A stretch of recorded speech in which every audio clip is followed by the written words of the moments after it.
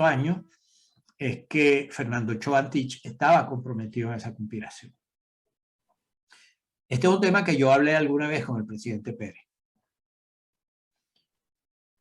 Y yo quería saber su opinión. El presidente Pérez, porque yo vi algunas acciones del general Ochoa Antich que no me parecieron convincentes el 4 de febrero.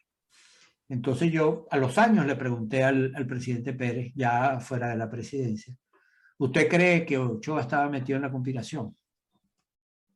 Y me dijo, no, yo no creo. Los Ochoa son locos, pero no traidores. Y porque el presidente tenía una gran amistad, tuvo una gran amistad con el padre de los Ochoa Antich, el mayor Santiago Ochoa Briceño, creo que se llamaba. Entonces, digamos, ahí no. Y yo me inclino a pensar que lo que hubo en ese periodo por parte de los generales fue el dejar hacer, dejar pasar. No tomarse demasiado en serio la conspiración o pensar que la conspiración no podía llegar a mayores. Siempre con la idea de proteger a los muchachos. O sea, algo así como, esos muchachos son díscolos, pero hay que proteger a los muchachos.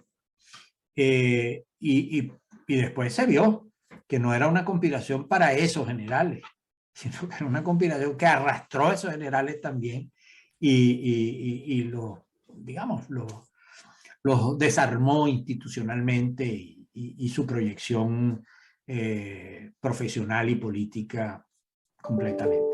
Usted dice que hay elementos que usted vio o actuaciones que vio en el general Ochoa que lo llevaron a hacerle esa pregunta al presidente Pérez años después. ¿Cuáles fueron las actuaciones que usted lo movieron a sospecha? No quiero decir que sea sospecha, sino que no me gustaron. Porque no llegué, francamente, no llegué a sospechar que él estaba metido en la conspiración. Después vino acusaciones de Alfaro Ucero. Alfaro dijo, ese tipo hay que sacarlo. Sáquelo, presidente, porque ese está metido en esto. Y una de las razones por las cuales Alfaro se comienza a enfrentar o profundiza el enfrentamiento del presidente Pérez es porque Alfaro decía, hay que sacar a todo el alto mando militar. A todo el alto mando militar. Y otra gente también tenía ese criterio. Hubo dos cosas que a mí no me gustaron. Una vez en Consejo de Ministros, creo que estamos el 4 de febrero, el 5 de febrero, uno de los ministros plantea, es necesario que todos estos tipos salgan en la televisión como Noriega, con su camisita de raya, para que el país los conozca. Y saltó Ochoa y dijo, eso no lo puedo permitir, porque no podemos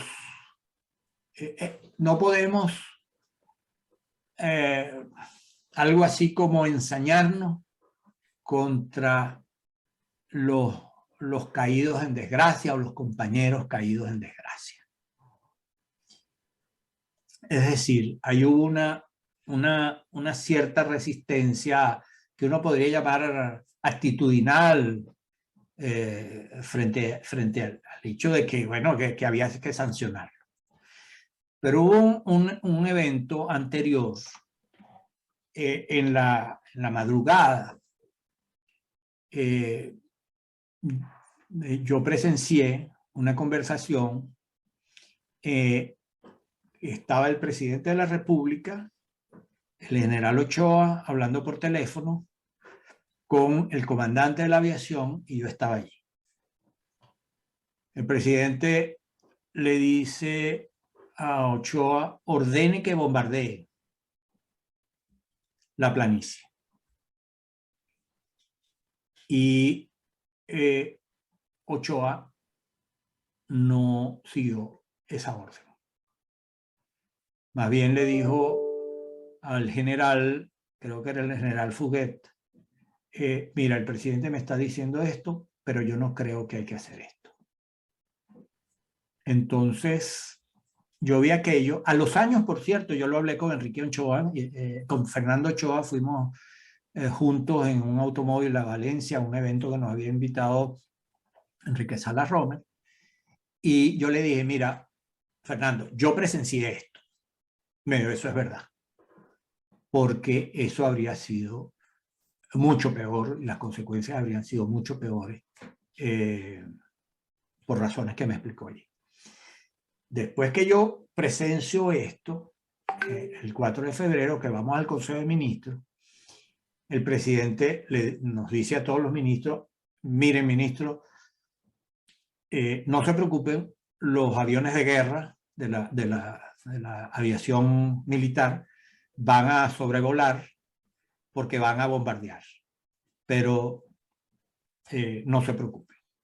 Y entonces empezaron a pasar los aviones esos que hacen un ruido estruendoso y nada, pasaron y no pasó nada. O sea, obviamente lo que supuestamente iba a ocurrir no ocurrió. Y creo que los jefes militares de ese momento, en su mayoría, apostaron a que, digamos, hablando con los oficiales, se generó todo un proceso de conversaciones con los oficiales. Otros oficiales fueron comisionados a entrevistarlos en sus lugares de reclusión, a tratar psicólogos, asistencia, para entender, porque esa es una conspiración que no son solamente los comandantes del Samán de Güeres. Está metido la más grande conspiración que ha habido en Venezuela en todos los tiempos, esa de Chávez, oficiales de todo el país, de muchas partes del país, y muchos que no salieron porque sus unidades no se levantaron, pero fue una cosa vastísima. Entonces, lo que se generó en ese momento fue el intento de comprender por parte de los militares cómo eso les había ocurrido en sus narices, en sus narices. Y yo pienso que esa sorpresa que les pasó a muchos, a lo mejor otros ya sabían que iba a haber el asunto, pero es producto de una desconexión que había habido, la misma desconexión de los jefes políticos, de los partidos políticos respecto a la sociedad, ocurrió dentro de las Fuerzas Armadas. Pero estamos hablando de que el ministro Ochoa desconoció, desacató una orden del presidente de la República. Eso es cierto. Eso es cierto. Y estamos hablando además de que trató con guante de seda a los golpistas cuando no quiso mostrarnos como lo que eran, como unos traidores a la democracia que juraron defender. Eso no es suficiente como para levantar sospechas sobre el ministro. ¿No sería por esa razón que el también ministro que compartía con usted el gabinete, Miguel Rodríguez, tuvo aquel altercado en el primer consejo de ministros que se hizo posterior al golpe, acusando a Ochoa de traidor? Mira, yo no recuerdo que Miguel haya dicho eso en Consejo de Ministros. Yo no, a estas alturas de mi vida, no tengo mucha confianza en mi memoria, pero no sé, porque toda memoria es una reconstrucción. Uno en realidad nunca recuerda todo lo que uno dice que recuerda y uno reconstruye con los pedazos de su historia lo que pasó. Y eso, pues, a partir de un determinado momento se incrementa y se acelera. Pero sí hubo un incidente. Sí hubo un incidente entre el ministro Miguel Rodríguez y el ministro de la Defensa. ¿Un incidente de qué nivel? No, de una discusión agria. No hubo ni empuje, ni empujones, ni nada de eso. Eso no ocurrió. Pero yo creo que allí, digamos, hubo un manejo totalmente equivocado por parte de los jefes militares. Pero si una persona quisiera decir que el ministro Ochoa es sospechoso de haber actuado de forma que favoreció a los golpistas con estas dos, con esa negativa a mostrar a los golpistas presos y negarse a cumplir la orden del presidente? ¿No habría razones para pensar que el ministro Ochoa algo ocultaba o algo quería evitar? Yo creo que quería evitar verse involucrado en un enfrentamiento a un sector militar con el cual él tenía buenas relaciones, me parece a mí.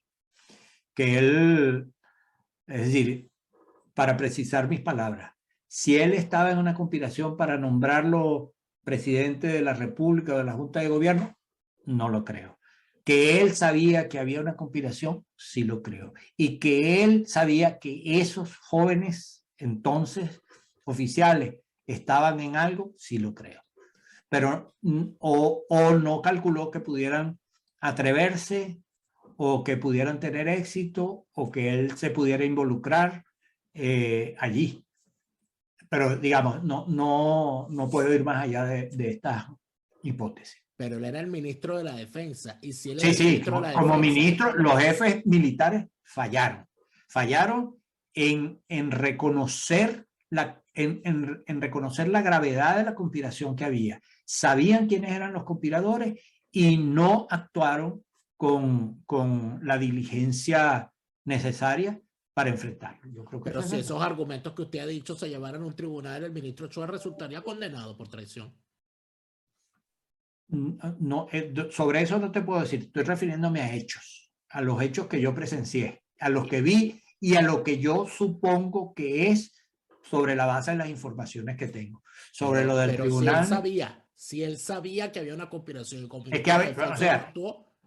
el general Peñalosa también sabía, Santeliz también sabía, el general Rangel Rojas, comandante del ejército después, sabía. O sea, el problema, la DIM, la entonces DIM, Dirección de Inteligencia Militar, sabía. El general fue mayor, Herminio fue mayor, sabía de la conspiración desde temprano y reportaba al presidente. Lo que pasa es que el presidente también creo que tuvo un exceso de confianza en la democracia venezolana. O sea, esta es una democracia que llegó hace tantos años, nos costó tanto lograrla y llegó para quedarse. Era increíble que eso pudiera ocurrir. O sea, cuando el presidente está en Miraflores y empiezan a ametrallar los vidrios del Palacio Presidencial, que por cierto fue una buena ocurrencia de Reinaldo Figueredo cuando llegó allí, poner vídeos, blindar toda esa parte del despacho presidencial. O sea, él lo llamaron jefes de Estado y lo que él hacía, mire, ¿qué está pasando, Carlos Andrés? Le preguntó uno y él le dijo, escucha, y le puso ahí para que escuchara toda la plomamentazón que se estaba teniendo en ese momento. Es decir, era una cosa inesperada. A mí, ¿quién me llama para decirme que hay un golpe de Estado? Es un amigo que trabajaba en un banco. Mira, Carlos, hay un golpe de Estado. ¿Cómo es eso? Golpe de Estado. Pero volviendo al tema, y ya para finalizar este tema, volviendo al tema del ministro Ochoa, el ministro de la Defensa era él. Además de eso, había una relación familiar prácticamente con el presidente de la República y con su familia. Se le conocía desde hace mucho tiempo en la familia, se le tenía mucho cariño. Y el señor, entonces, para relatar el cuento completo, él sabía que había unos golpistas, era amigo de los golpistas, se negó a bombardear a los golpistas, se negó a mostrar a los golpistas presos, y todo lleva a pensar que si los golpistas hubiesen triunfado, el general Herminio Fuenmayor afirma que él iba a ser el presidente de la Junta Militar de Gobierno. ¿Cómo absolver al ministro Ochoa con tanta no, yo no, alrededor?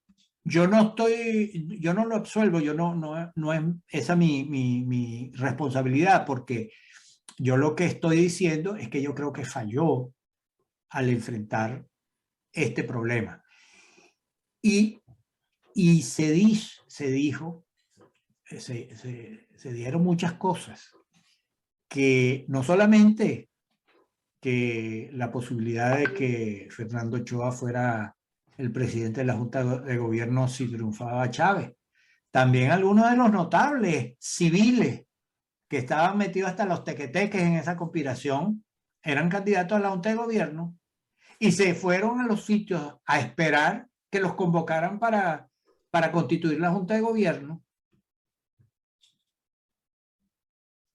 ¿Quiénes? Es decir, bueno, entre los notables había varios. Pero que usted sepa quiénes se fueron a esperar que los llamaran.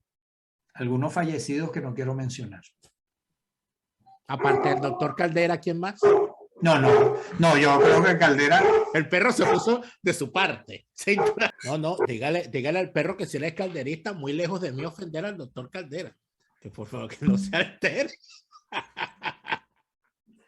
Entonces, ¿por dónde andábamos? Pero ya entrando en el discurso de Caldera el 4 de febrero, estas cosas se discutieron. Es decir, había una discusión a lo interno del gobierno. Ustedes los ministros no se preguntaban, oye, ¿qué piensas tú de lo que hizo Ochoa? ¿Tú crees? O sea, no había esa conversación entre Sí. Digamos, hubo muchas sospechas dentro del gobierno y dentro de la Acción Democrática y dentro de otros sectores sobre Fernando Ochoa y sobre otros jefes militares. Porque si uno ve la cosa retrospectivamente, lo del golpe ya en marcha, ya no de la conspiración, sino del golpe en marcha, se sabía desde el día 3, temprano, por una información que le llegó al comandante del ejército. Entonces, persona a quien yo estimé mucho y con la cual me reuní muchas veces en ese momento, el general Remigio Rangel Rojas. Pero hubo una demora de aquí allá, de allá, hacia allá. Tan es así que el propio presidente, cuando aterriza, viniendo de Suiza, en Maiquetía, le dice los ministros, creo que el del Interior, Virgilio Ávila y Fernando Ochoa, que hay rumores de golpe. Porque Ochoa se vino de Maracaibo, estaba allá con Pastor Eidra. Y el presidente le dice, ¿cómo que hay rumores de golpe? Quiero verlo mañana a las 6 de la mañana o algo así, o a las 7 de la mañana en La Casona o en Miraflores. O sea, todavía no había la conciencia plena en ese momento, según entiendo, de que había un golpe cuando ya la información de la movilización de los golpistas estaba en marcha. Estaba en marcha. Ahora, dentro de todo esto, ocurre entonces que Carlos Andrés Pérez escapa de Miraflores, pero nunca se ha hablado lo suficiente y quizás hubo dos hechos particulares. Las personas que regresaron con el presidente Pérez a Miraflores y los periodistas, los reporteros gráficos que entraron a Miraflores después de la retoma del palacio, dan cuenta, y hay testimonio gráfico, de que había oficiales golpistas muertos dentro del palacio. Es decir, no fue que se quedaron en la reja con una tanqueta, es que entraron al palacio y hubo combate dentro del palacio, lo que le da mayor validez a la argumentación de que la orden era matar al presidente Pérez. Sobre todo si se ve lo que hicieron en La Casona, donde los golpistas al parecer no se dieron cuenta que el presidente escapó y le lanzaron todo el fuego de mortero que pudieron lanzarle. La gran pregunta es, ¿por qué razón, viendo todo lo que había ocurrido o viendo las cosas de esa manera, cuando escuchamos el discurso de Rafael Caldera, su principal argumentación es que a él le parecía que era exagerado decir que al presidente Pérez lo querían matar, después que estaba ametrallada toda la oficina y toda la casona? Eso nunca se discutió. Esos argumentos, esas cosas, ¿por qué no se le dijo al país? Mire cómo quedó esto, lo querían matar. Bueno, yo creo que eso se hizo evidente por el grado de ataque, la ferocidad del ataque de los golpistas. Efectivamente, en Miraflores hubo combate. Tengo el recuerdo que quien se enfrentó con mucho vigor fue el edecán, hoy general, Rommel fue mayor, y el jefe de la Guardia Civil Presidencial, Erasto Fernández. Y no, por alguna razón no se activó, y estoy hablando aquí de puros recuerdos, tendría que buscar más información, el regimiento de la Guardia de Honor. El almirante Carratú, le he escuchado, quien fue una figura central, heroica de ese día, 4 de febrero, que estaba infiltrado el cuerpo de decanes del presidente y que estaba infiltrada la Guardia de Honor, la Guardia Presidencial. Y digamos, en ese ambiente se creó como dentro del palacio una situación donde estos golpistas entraron, dispararon. Creo que un capitán golpista falleció en la antesala del presidente. Y recuerdo haber visto ese día en la gran pintura que hay en la antesala del general José Antonio Páez, un balazo que atravesó el cuadro.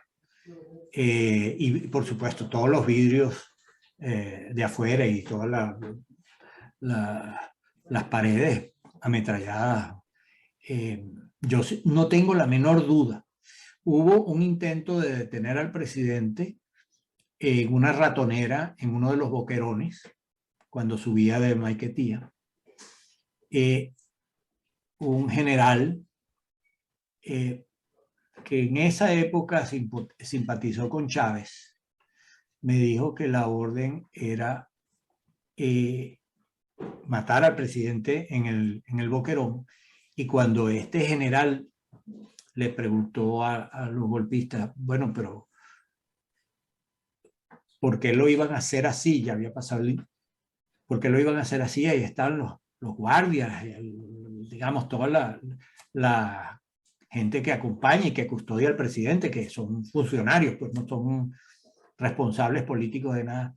Bueno, lo sentimos mucho, pero eso había que hacerlo. Y luego, obviamente, el grado de ferocidad del ataque contra la Casona y contra Miraflores era raspar al presidente, acabar con el presidente. Y eso fue lo que estuvo en la comunicación que se envió al Congreso con ese propósito. Es decir, con el propósito de suspender las garantías, organizar el apoyo del país. Caldera le envió un mensaje al presidente Pérez a través del ministro de Información de ese momento, Andrés Eloy Blanco, para que él quería que se transmitiera en cadena nacional su discurso.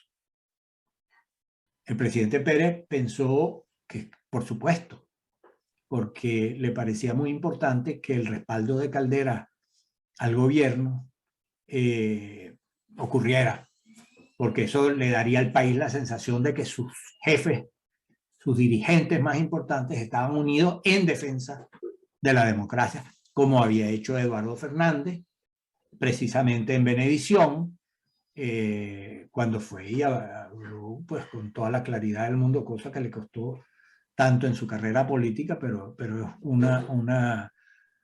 timbre de orgullo para Eduardo y creo que para el país democrático. Bueno, entonces, cuando Caldera da su discurso, se produce una tormenta política, porque el centro del discurso del presidente Caldera fue Es decir, no se le puede pedir a un pueblo que pasa hambre que respalde,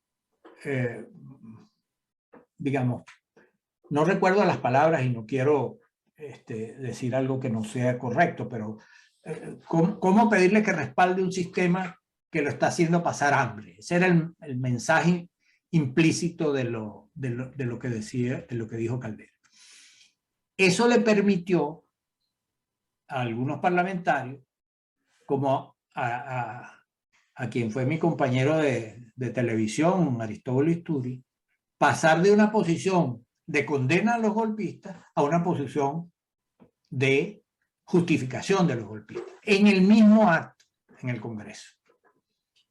Entonces aquello se comenzó a desbaratar, porque una cosa es apoyemos al gobierno en este momento sin vacilación, sin fisura, que fue la posición de Eduardo, y otro es, bueno, apoyemos al gobierno, pero hay que entender que el gobierno, etcétera, y entonces cuando tú le pones, empiezas a poner condicionantes, bueno, los enemigos se metieron por esa tronera. Y se creó un ambiente en el país a lo cual contribuyó esto y muchas otras cosas más, según el cual, bueno, los golpistas se convirtieron en héroes. Inmediatamente se convirtieron en héroes. Yo creo que por varias razones. Primero, porque venía, digamos, la idea de que al gobierno había que derrocarlo. Encabezado por los notables, Arturo Uslar Pietri, Ramón Escobar Salón, José Vicente Rangel y otros dirigentes. Y por primera vez se le da rostro físico, en persona, a ese movimiento contra el gobierno que amparaba, sí o no, el golpe de Estado, y aparece Chávez, que asume su responsabilidad con el movimiento, como jefe del movimiento golpista. Entonces, eso desgajó las fuerzas de apoyo de la democracia totalmente, y después hubo, hay que recordar, eso fue el 4 de febrero, y en ese carnaval, a las pocas semanas, el disfraz más recurrido de los niños era el del traje verde con boina roja, que era el símbolo de Chávez y fue el símbolo de Chávez por décadas. Yo entiendo que usted era amigo personal, o por lo menos una persona que podía acercársela al doctor Rafael Caldera. Y entiendo que hubo muchas consideraciones con respecto al papel de Rafael Caldera a partir del 4 de febrero. E inclusive, entre todas las cosas que se han dicho, es que Caldera sabía del golpe, y hay otros que se atreven inclusive a decir, ojo, nadie ha podido demostrarlo, que el doctor Caldera era considerado por los golpistas como una de las personas que debía estar en la Junta de Gobierno, o que por lo menos el señor era un golpista. Ninguna de esas cosas ha sido confirmada, pero ¿qué cree usted al respecto? ¿Usted logró hablar con el doctor Caldera sobre eso alguna vez? Yo en primer lugar creo que Caldera es muy criticable por muchas cosas, pero nunca fue un loco. Y creo que jamás se le habría ocurrido ser parte de una junta de gobierno de estas que estamos hablando. Yo tengo, digamos, por razones personales y también políticas, consideración por el doctor Caldera, porque siempre tuvimos una buena relación. Es decir, no es que yo era amigo yo no jugaba dominó con Caldera, ni mucho menos. Pero tuve una relación muy buena con él muchas veces. Y cuando él fue presidente de la Comisión Bicameral para la Reforma de la Constitución, la COPRE, que yo presidía, le dio todo el apoyo. Quien era secretario ejecutivo de nuestra comisión Edgar Paredes Pisani, lo dedicamos en la comisión a que trabajara digamos, permanentemente con el doctor Caldera en la Comisión de Reforma Constitucional, la comisión bicameral. Y una vez el doctor Caldera tuvo la idea de que hiciéramos unas jornadas constitucionales, que las denominamos Jovito Villalba, en homenaje al doctor Villalba, que había fallecido poco tiempo antes. E invitamos a los presidentes de la constituyente colombiana, doctor Gómez Hurtado, Antonio Navarro, y se me va el nombre de quien no vino, del tercero que no vino. Y bueno, y trabajamos todo ese tiempo juntos e hicimos muchas cosas, y en la COPRE lo apoyamos siempre. Prevalido de esa relación, cuando en el 92, en noviembre, poco antes del segundo golpe del 27 de noviembre, yo visité al doctor Caldera con dos amigos, Andrés Estambuli, en paz descanse, y Joaquín Marta Sosa. Y fuimos a hablar con él para, digamos, para conocer su opinión. Y ahí yo le planteé al doctor Caldera, ¿por qué usted no se reúne con el presidente Pérez? Ya yo no era ministro. Yo salí en marzo del 92 de la presidencia de la COPRE y como ministro de Estado, y estamos hablando en noviembre de ese año. Salí en marzo y en noviembre estoy hablando con el doctor Caldera. ¿Por qué usted no se reúne con el presidente Pérez? Para, otra vez, esta idea de vamos a unir fuerzas. Y ya Caldera en ese momento era, digamos, era una figura que iba a ser presidente, o sea, ya estaba en ese plan. Y no quiso. Dijo que no, él no se iba a reunir con el presidente. Entonces, yo salí de esa reunión convencido de que estábamos listos, porque ahí no, o sea, ya el presidente Pérez era el presidente con muy poca base de apoyo popular, con el partido reventado y enfrentado a él, y Caldera como figura en ese momento ya independiente, que estaba en ascenso, no quería contaminarse del desprestigio que el gobierno tenía. Digamos, tácticamente lo entiendo. O sea, la gente no quiere que le pase que se enrolle y se malinterprete sus actitudes y sus conductas, pero era necesario y no fue posible. Pero Carlos, muchas gracias por esta conversación que iba a ser media hora y nos tiramos hora y media.